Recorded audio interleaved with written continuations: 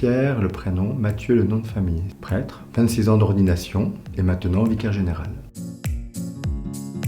Ce chemin de synodalité voulu par le pape François, en fait, c'est une démarche très ancienne dans l'Église, même si elle est remise en valeur par le pape François, même si les évêques vivaient déjà des synodes. C'est vraiment de marcher ensemble, quelle que soit la vocation, quel que soit notre ministère, d'être ensemble pour faire avancer l'Église, pour annoncer la bonne nouvelle de Jésus-Christ.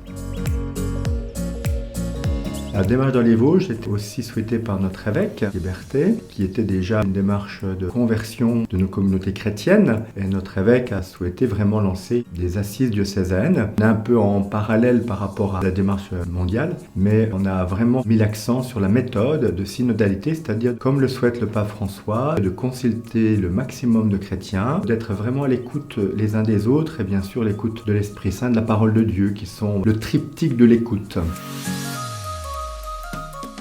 À Lyon, il y a eu une assemblée plénière des évêques de France. Et là, c'était vraiment pour finaliser la démarche synodale pour l'Église de France. Donc les évêques ont reçu une collecte de toutes les synthèses des différents diocèses qui ont participé, diocèses, mais aussi différents mouvements, services, associations de fidèles, congrégations religieuses également. Donc à Lyon, c'est vraiment de prendre en compte tout ce travail qui avait été fait et puis de pouvoir donner de la part des évêques un message pour une suite, pour comment on va vivre cette synodalité dans nos différents diocèses de France, dans les différentes réalités, on va dire, d'Église.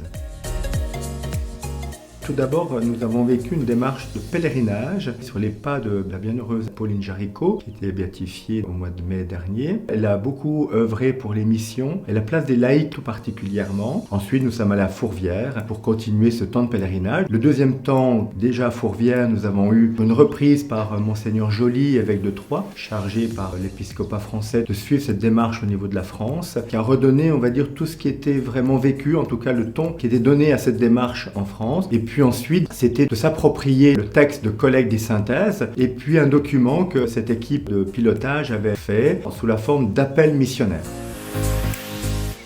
À savoir 150 000 personnes y ont participé, ce qui a permis vraiment d'avoir une collecte assez large. La collecte rejoint bien aussi ce que nous-mêmes, au niveau diocésain, nous avons constaté. Un appel vraiment à avoir des communautés beaucoup plus fraternelles. C'est vraiment le premier des grands chantiers, mais il ne se fera pas non plus sans la place de la parole de Dieu au sein de nos communautés. Pour notre diocèse, sera en lien avec la demande de notre évêque, des communautés selon l'Évangile, et bien de faire vivre davantage cette fraternité dans les différents réseaux de l'Église diocésaine.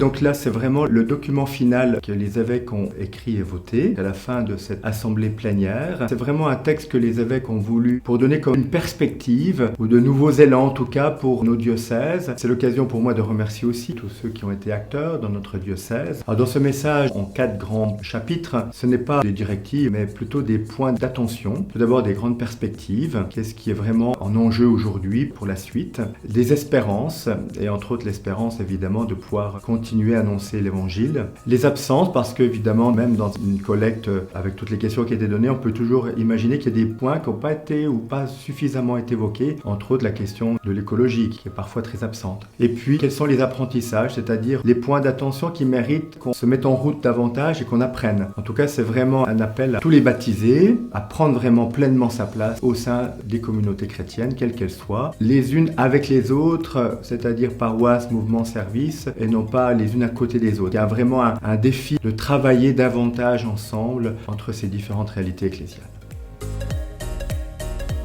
Comme baptisés, et particulièrement comme confirmés, nous sommes tous envoyés. Je vous encourage vraiment à être pleinement des acteurs, là où vous êtes, dans vos paroisses, dans mouvements et services, mais en essayant aussi d'être vraiment les uns avec les autres et non pas les uns à côté des autres, pour faire grandir toujours plus la communion fraternelle, mais aussi pour être davantage missionnaires auprès de ceux qui ne connaissent pas encore